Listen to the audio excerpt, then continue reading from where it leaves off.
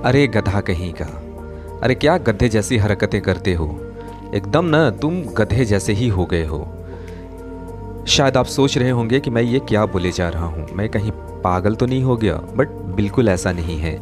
आज इस वीडियो में हम बात करने जा रहे हैं कि आखिर गधे की तुलना इंसानों के साथ क्यों की जाती है, और इसी के बहाने हम यह समझने की कोशिश करेंगे कि आखिर गधों की जो संख्या है वो हमारे समाज में, हमारे आसपास की सोसाइटी में इनकी संख्या कम क्यों होती जा रही है, ये भी समझने की कोशिश करेंगे। और हम ये भी समझने की कोशिश करेंगे कि आखिर इन गधों की बात करें तो सोसाइटी में एक समाज के नज़रिए के हिसाब से बात करें तो आखिर इनका इम्पॉर्टेंस क्या है। तो आज हम इन पूरी चीज़ों पर बात करेंगे। बने रहिए हमारे साथ और चलिए आगे बढ़ते हैं।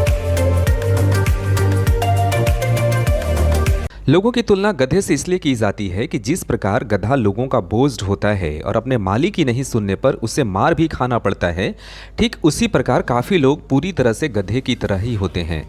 आलस के साथ ही साथ अनसुना करने वाला प्राणी भी गधा ही माना जाता है। गधा नाम जो 4 पैरों पर चलने वाले पशु को दिया गया था, अब वो इंसानी प्रजाति में अपशब्द के तौर पर इस्तेमाल होने लगा। और ये कब से होने लगा पता ही नहीं चला। यूं तो गधे की कोई ऐसी हरकत नहीं है जो अपशब्द कहलाने की श्रेणी में आए, लेकिन हमारी हरकतें ज़रूर शर्मिंदा करने वाली हैं। वैसे यहाँ इनकी आइडेंटिटी का मामला नहीं है, बल्कि मामला ये है कि भारत से गधों की संख्या अचानक कम होना शुरू हो गई है। वो भी छोटी मोटी नहीं, बल्कि 61% तक। वैसे भी इस बात की गुंजाइश कम है कि इंसानी हरकतों से परेशान होकर कहीं चले गए हैं, लेकिन इस बात का अंदेशा ज़रूर है कि कहीं चेतावनी भरे परिवर्तन का शिकार हो रहे हैं क्या। ये चेतावनी कहीं ना कहीं हमारे लिए है, तो आइए हम जरा समझने की कोशिश करते हैं। लाइव स्टॉक सेंसस 2019 की रिपोर्ट में दावा किया गया है कि 2012 की तुलना में करीब 61.23% गधे कम हो गए हैं। यह कोई छोटा आंकड़ा नहीं है, बल्कि गधों की कुल आबादी का 1/4 हिस्सा खत्म हो चुका है। 2007 में गधों की संख्या 4.4 लाख थी, जो 2012 से घटकर 3.20 लाख रह गई। अब 2019 में हुई नई पशु गणना के हिसाब से देश में केवल 1.2 लाख गधे ही बचे हैं।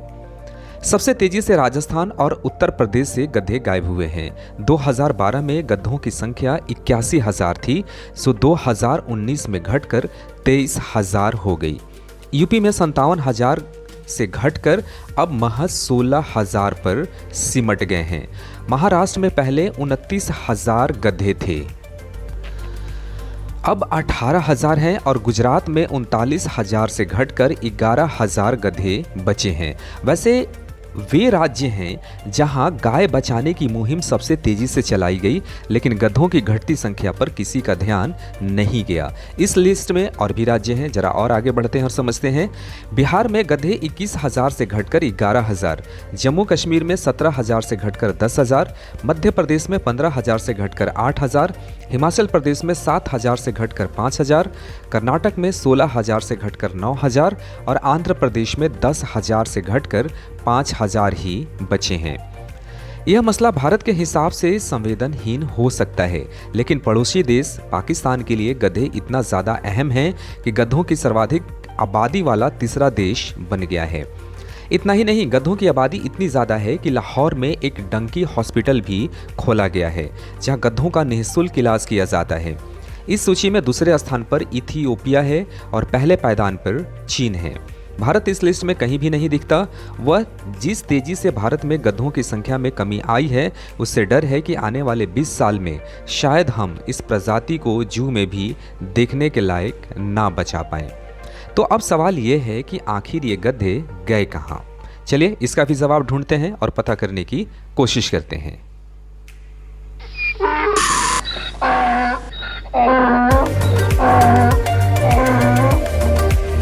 गधों के गायब होने के 2 जवाब हैं। पहला कि भारतीय बाजारों में गधों की उपयोगिता कम होती जा रही है। दूसरा यह कि गधों की कालाबाजारी। सुनने में दोनों अलग अलग चीज़ें लगती है, लेकिन दोनों में तथ्य है। डंकी सेंचुरी के डॉक्टर सुरजीत नाथ ने बताया है कि पढ़े लिखे या शहरी लोग गधे को हल्के में लेते हैं, लेकिन जिनकी रोजी रोटी इनसे चलती है वे गधे को लक्ष्मी मानते हैं। उनका कहना है कि पहली पहाड़ी इलाकों में जहां मशीनें और वाहन नहीं जा सकते थे वहां गधों की सबसे ज़्यादा ज़रूरत थी। कोयले की खानों से लेकर सामान की ढुलाई तक के लिए इस्तेमाल होते थे।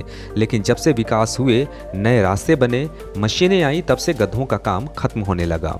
जाहिर सी बात है कि अब उनकी ज़रूरतें नहीं हैं। फिर भी पालेगा कौन? अब एक सवाल है कि पालेगा कौन? अब केवल गरीब के घरों में ज़रूरत के हिसाब से कुछ एक गधे ही बचे हैं। एक ज़माने में दुनिया का सबसे बड़ा गधों का मेला राजस्थान में लगता था। यहाँ करीब 500 सालों से गधों की खरीद फरोख्त होती रही है, पर अब वहाँ कोई नहीं दिखाई देता। पशुपालन के क्षेत्र के विशेषज्ञ और पशुपालन विभाग के सेवानिवृत्त निदेशक वीके शर्मा की माने तो मशीनीकरण से गधों और खच्चरों का उपयोग न के बराबर रह गया है। खानों में भी और मशीनों में भी अगर बात करें तो मजदूरों की संख्या इतनी ज़्यादा है कि गधों की ढुलाई की ज़रूरत अब ना के बराबर है।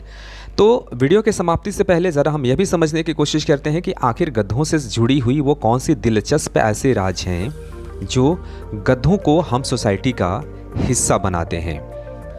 कहा जाता है कि गधा 5000 सालों से इंसानों के लिए बोझ ढोता आ रहा है।